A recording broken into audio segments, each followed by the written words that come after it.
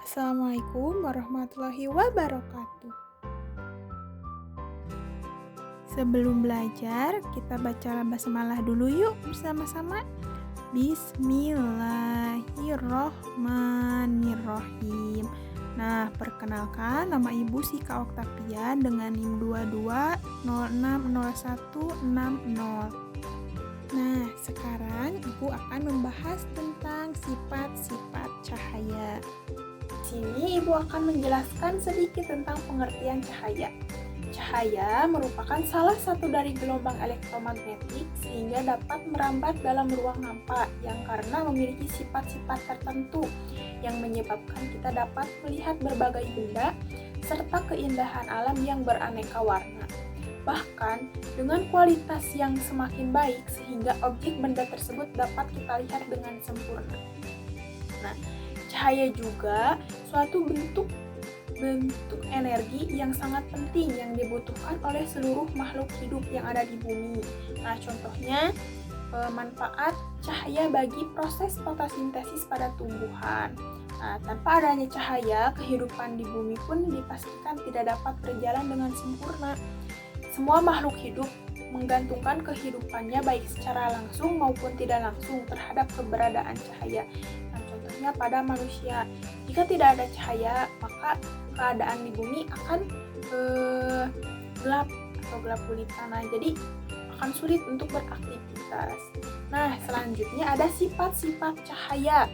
Yang pertama, cahaya dapat dipantulkan. Pemantulan atau pencerminan adalah proses terpancarnya kembali cahaya dari permukaan benda yang terkena cahaya.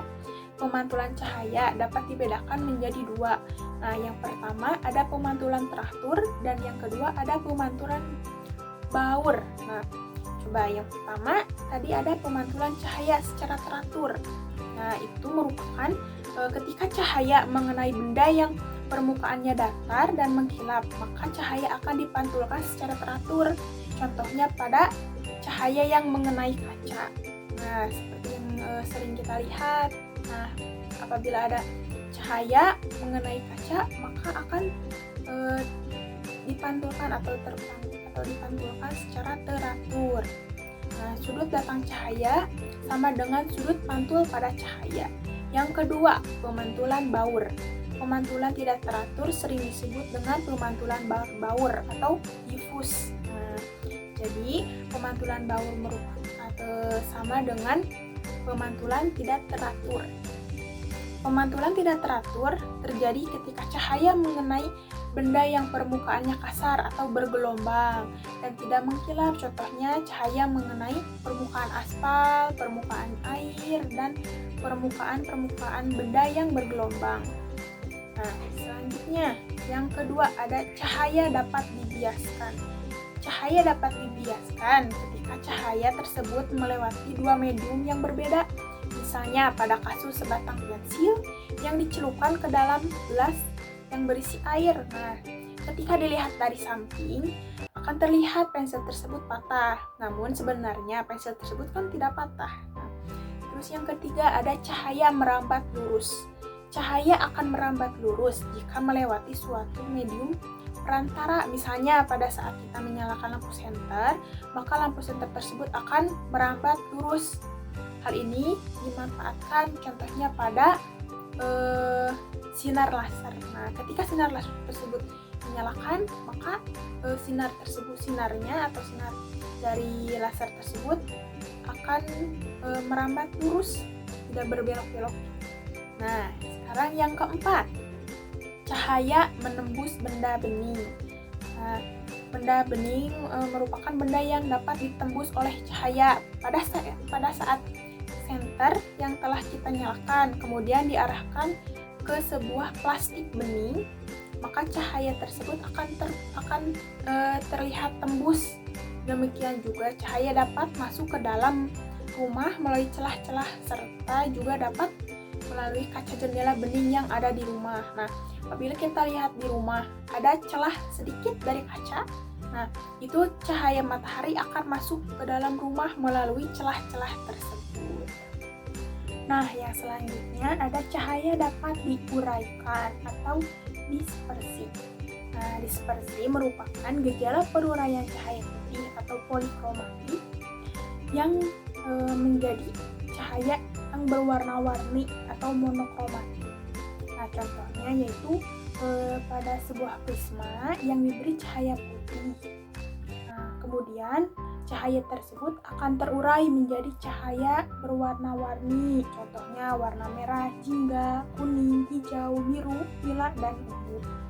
Nah, yang selanjutnya ada jenis-jenis berkas cahaya.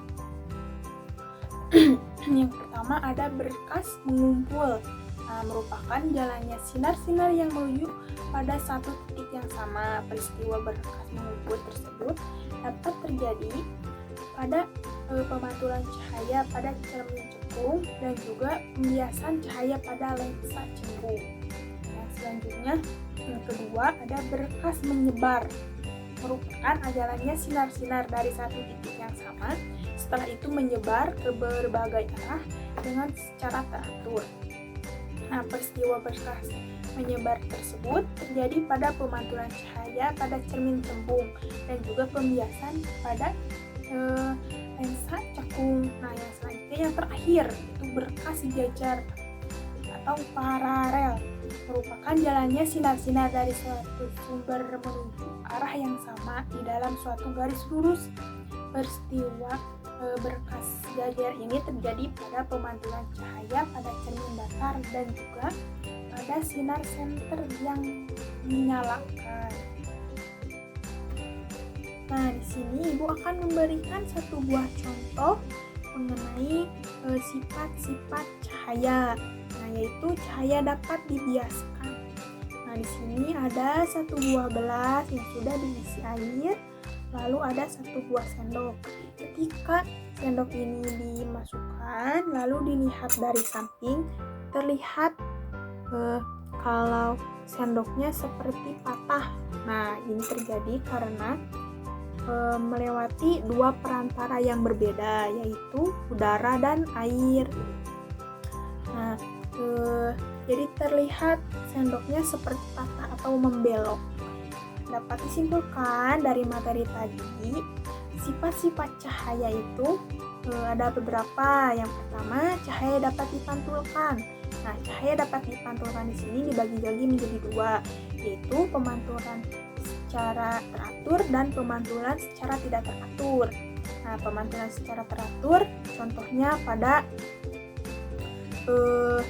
ketika cahaya mengenai kaca. Nah, sedangkan tidak teratur misalnya pada cahaya ketika mengenai aspal atau permukaan air. Nah, terus yang kedua ada sifat cahaya dapat dibiaskan. Contohnya seperti yang tadi Ibu sudah contohkan, yaitu ketika satu buah sendok dimasukkan ke gelas yang sudah diisi air, maka terlihat di situ sendoknya terlihat seperti membelok atau patah. Yang selanjutnya ada cahaya merambat lurus. Nah, contohnya pada sinar laser yang dinyalakan. Yang selanjutnya ada cahaya menembus benda bening. Nah, contohnya pada ketika satu buah senter dinyalakan lalu diarahkan pada plastik bening. Nah, seperti jadi cahaya tersebut menembus plastik bening tersebut.